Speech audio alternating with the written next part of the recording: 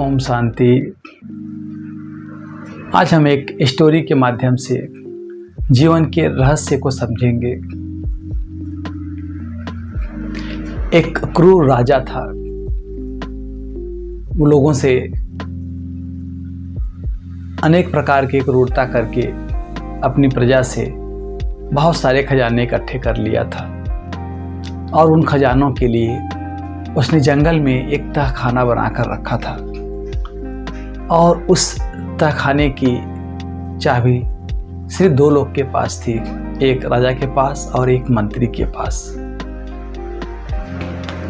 राजा और मंत्री बीच बीच में जाकर के खजाने को चेक करते थे। एक बार मंत्री वहां से गुजर रहा था जंगल से, तो वो देखा कि तहखाने का दरवाजा खुला हुआ है। उसको शक हुआ कि अभी तो वो कल आया था, लग रहा गलती से उसने इसको बंद करना छोड़ दिया, और वो बंद करके चला जाता है। लेकिन राजा उस तहखाने के अंदर था और राजा उस तहखाने में बंद हो जाता है। उसकी तलाश चालू हो जाती है, लेकिन राजा एक दिन, 2 दिन, 3 दिन उस तहखाने में बंद होने से अब उसको प्यास और भूख दोनों के कारण अब वह मरने वाला था। हीरे जवाहरात के पास जाकर बोलता, हे हीरे जवाहरात, मुझे तुम एक गिलास पानी दे दो। सोने चांदी के पास जाता और बोलता, तुम मुझे एक समय का भोजन दे दो। लेकिन ऐसा तो होना ही नहीं था।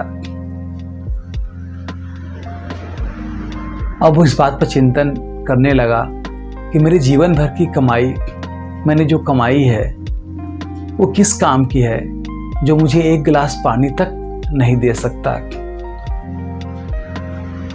ऐसा कमाई किस काम का है? ऐसा सोचकर उसको लगा कि अब मेरी अंतिम अवस्था आने वाली है और मुझे लोगों को मैसेज देना चाहिए। वो सभी हीरे जवाहरात को दीवार के एक कोने में बिछाता है और उसी पर लेट जाता है और एक पत्थर लेता है और अपनी उंगली को जख्मी करके उससे कुछ मैसेज लिखता है और लास्ट में मर जाता है।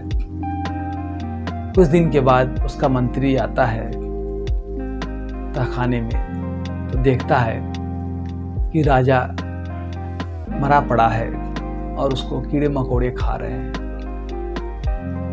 जब उसका ध्यान जाता है, दीवार पर कुछ लिखा हुआ है, तो राजा ने लिखा था कि मेरी सारी जीवन की कमाई मुझे एक गिलास पानी तक नहीं दे सकी।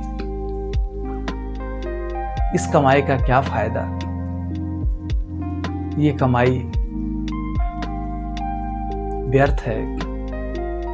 जीवन की सच्ची कमाई सच्चे कर्म है, परोपकार है, अच्छे तरीके से ईमानदारी से कमाई हुई धन वही सच्चा सुख दे सकती है।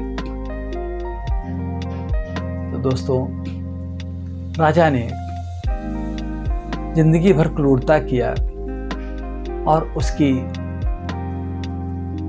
कर्म खराब होने के कारण उसका अंत समय बहुत दर्दनाक रहा। तो हम चेक करें कि हमारी जो भी इनकम है उसमें किसी की बद्दुआ तो नहीं समाई है, किसी की आह तो उसमें नहीं है, किसी को दुख दे करके तो हमारे पास पैसे नहीं आते हैं, किसी को छल किसी को और तरीके से चीट करके तो मेरे पास पैसे नहीं आ रहे हैं, क्योंकि दोस्तों मेरे साथ ये पैसे नहीं जाने हैं। हम खाली हाथ आए हैं, खाली हाथ जाएंगे। हमारे कर्मों का हिसाब किताब हमारे साथ जाता है। तो अपने कर्म को श्रेष्ठ बनाएं, अपने कर्म को महान बनाएं,